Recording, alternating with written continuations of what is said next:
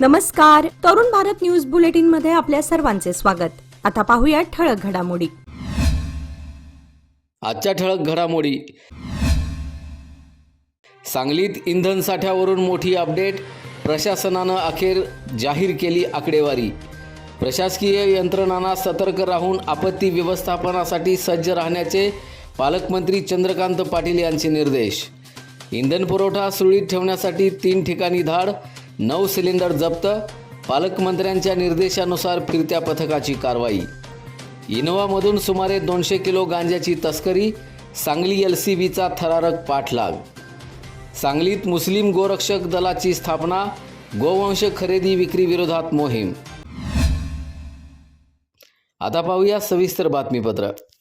सांगली जिल्ह्यात इंधन तुटवड्याच्या चर्चेदरम्यान प्रशासनानं महत्त्वाची माहिती दिली आहे. जिल्ह्यात सध्या पेट्रोल, डिझेल आणि LPGचा पुरेसा साठा उपलब्ध असल्याचं प्रशासनानं स्पष्ट केलं आहे.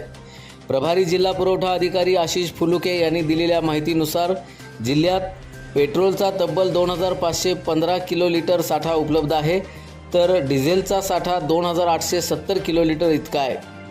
LPGबाबत बोलायचं झाल्यास जिल्ह्यात सध्या 1264.2 मेट्रिक टन गॅस साठा उपलब्ध असून आणखी 96.6 मेट्रिक टन LPG जिल्ह्याकडे येत आहे.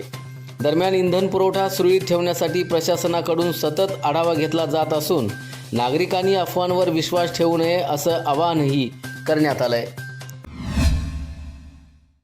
सांगली जिल्ह्यात संभाव्य पूरस्थिती आणि एल निनोमुळे निर्माण होणाऱ्या टंचाईच्या पार्श्वभूमीवर प्रशासन अलर्ट मोडवर आलंय.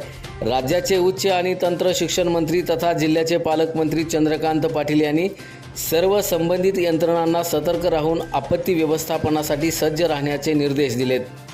मान्सूनपूर्व तयारी आढावा बैठकीत पूर परिस्थिती, मदत आणि बचाव कार्य, पाणी टंचाई आणि नागरिकांच्या सुरक्षिततेबाबत सविस्तर चर्चा करण्यात आली आहे. कोणत्याही परिस्थितीत मदत आणि बचावासाठी तातडीनं प्रतिसाद देण्याची तयारी ठेवावी, तसंच जीवित आणि वित्तहानी टाळण्यासाठी समन्वयानं काम करण्याच्या सूचनाही यावेळी देण्यात आल्या आहेत. दरम्यान एल निनोच्या संभाव्य परिणामामुळे पावसाचं प्रमाण कमी होण्याची शक्यता लक्षात घेऊन पाणी व्यवस्थापन आणि टंचाई उपाययोजनांवरही प्रशासनानं भर दिला आहे.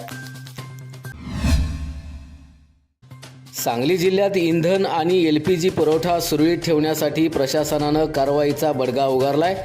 पालकमंत्री चंद्रकांत पाटील यांच्या निर्देशानुसार जिल्हाधिकारी डॉक्टर मैनाक घोष यांच्या मार्गदर्शनाखाली जिल्हा पुरवठा विभागाच्या फिरत्या दक्षता पथकांनी 3 ठिकाणी धाडी टाकून तपासणी केली आहे.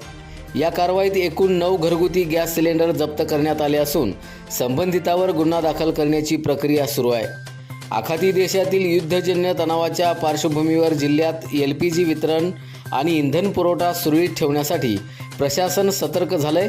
घरगुती LPGचा व्यावसायिक वापर अथवा गॅस एजन्सीकडून गैरमार्गाने पुरवठा होत असल्यास संबंधितावर कठोर कारवाई करण्यात येईल असा इशारा प्रशासनानं दिला आहे.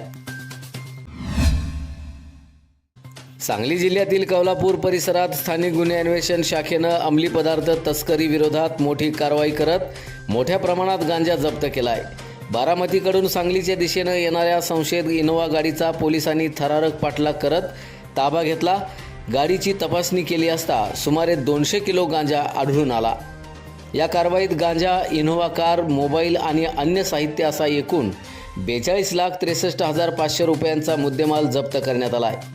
विकी विजय कांबळे या आरोपीला पोलिसांनी अटक केली असून त्याच्यावर यापूर्वीही गांजा तस्करीचे गुन्हे दाखल असल्याची माहिती समोर आली आहे.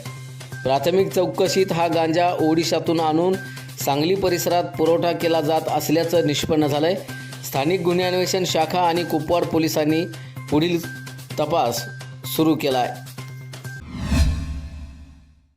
सांगली जिल्ह्यात बकरी ईदच्या पार्श्वभूमीवर मुस्लिम गोरक्षक दल स्थापन करण्याची घोषणा समस्त मुस्लिम समाज समितीनं केली आहे. गोवंश संवर्धन, संरक्षण आणि बेकायदेशीर खरेदी विक्रीला विरोध करण्यासाठी हे पाऊल उचलल्याचं समितीनं स्पष्ट केलं आहे. मुस्लिम समाजाकडे संशयानं पाहिलं जात असल्याची भावना व्यक्त करत गायीबद्दल आदर कायम असल्याचंही सांगण्यात आलं. सांगली, मिरज आणि कुपवाड शहर महानगरपालिका परिसरातील सामाजिक नेतृत्वानं पुढाकार घेत ही संघटना स्थापन केल्याचा दावा करण्यात आला आहे.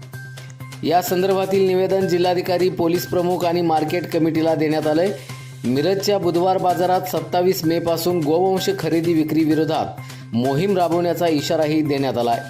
बेकायदेशीर व्यवहार रोखून जनावरांचं संगोपन करण्याचा निर्धार संघटनेनं व्यक्त केला.